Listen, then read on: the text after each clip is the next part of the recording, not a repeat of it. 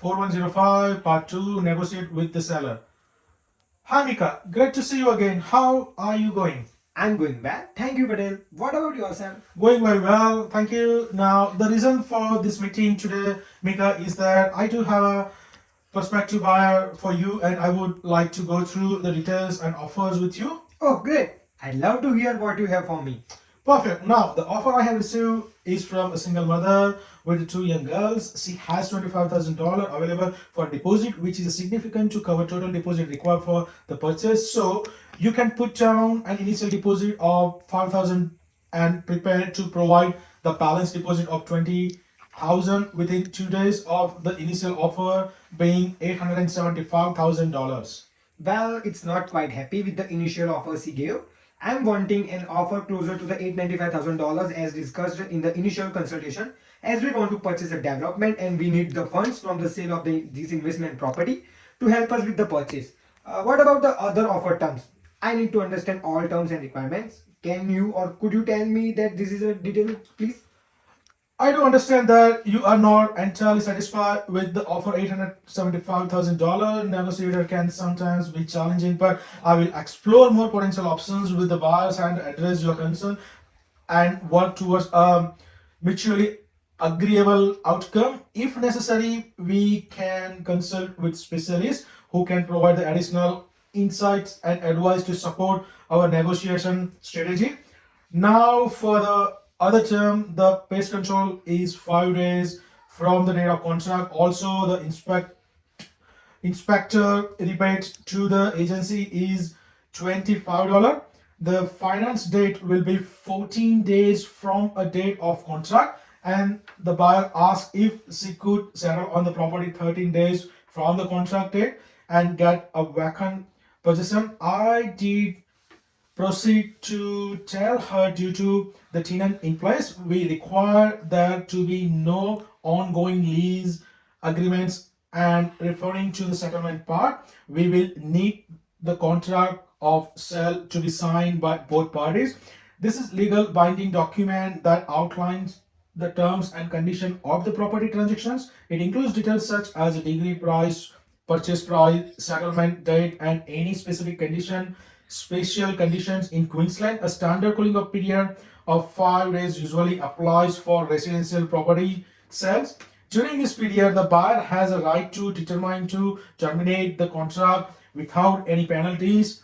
During the settlement period, which was started 30 days, various tasks need to be completed, such as conducting inspections, obtaining financial approval, and satisfying any other condition methods mentioned in the contract. On the settlement date, the legal ownership of the property is transferred from you to the buyer. This involves the exchange of necessary documents, including the transfer of title and payment of the purchase price. Now, the settlement is usually through the involvement of legal representatives such as conveyance or solicitor who ensure that all parties fulfill their obligations. So, seek specialist advice as required.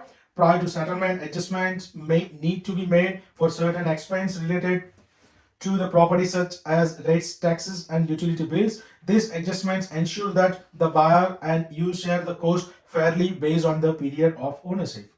I agree with the terms you have identified. As far as financial dates, buildings, and pests and settlements terms, the tenants have indicated the willingness to vacate the property, so vacant position should not be a problem. I'm really motivated to sell the property, so if you can negotiate a better price, I would like to proceed. Oh, great. Knowing that the terms tenants agree, that will make some progress for us. Now, after I negotiate with the buyer regarding the offer again, and if we come to an agreement, I would like to provide you with information regarding the private treaty sale and the legislation affecting the sale of property in our state of Queensland. That would be great if could inform me. The private treaty sale method which you have chosen is the common approach used in real estate transactions. It involves settling a price which you have stated $985,000 for the property and negotiations directly with the potential buyers, which we are currently going through. Unlike auctions where properties are sold to the highest bidder, the private treaty sale allows for more flexibility in price negotiations and typically involves a less time constrained process, which is a better option for you, as you have stated you are really motivated to sell. Yes, indeed. Now, there are specific legislation requirements that govern the sale of property. It's crucial to comply with these regulations to ensure legally sound and successful transactions. This includes property sale legislation. This sets out the rules and regulations related to the sale of the property, include the requirements of for preparing contract of sale, disclosure obligations, cooling off periods, and dispute resolution mechanisms, such as I have stated, consumer protection laws. This is placed to safeguard the interest of buyers which sells in a real estate transactions. This law aims to prevent unfair practices, misrepresentation, and deceptive conduct during the sale process. Another is the property disclosure requirement.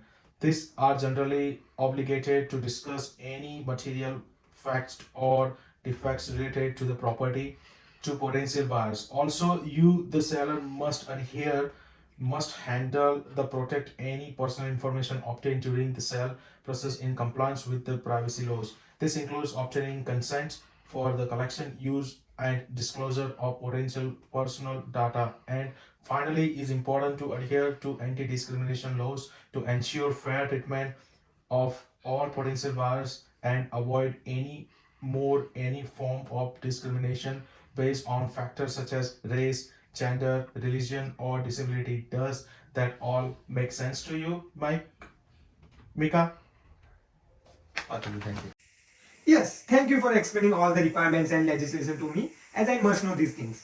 Not a problem, Mika. Now, I also wanted to talk to you about some strategies to take in if the expectation not align with the buyers, which could include that we might need to pay attention to feedback from a potential buyer. It may provide insight into areas where your property could be perceived as lacking value or adjustment that can be made to align expectation.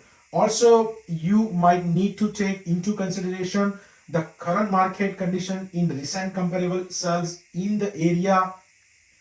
This knowledge will provide a realistic perspective on buyers' expectations and assist in settling appropriate pricing. Be open to a negotiation, the price based on market feedback and buyer offers.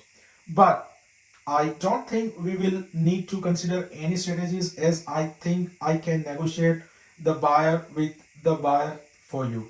I will definitely keep the strategies in my mind, but hoping for a good outcome. Thank you. Not a problem, Mika. I will keep you updated on the negotiation and hope to be in contact with you in no time. Thank you. Thank you.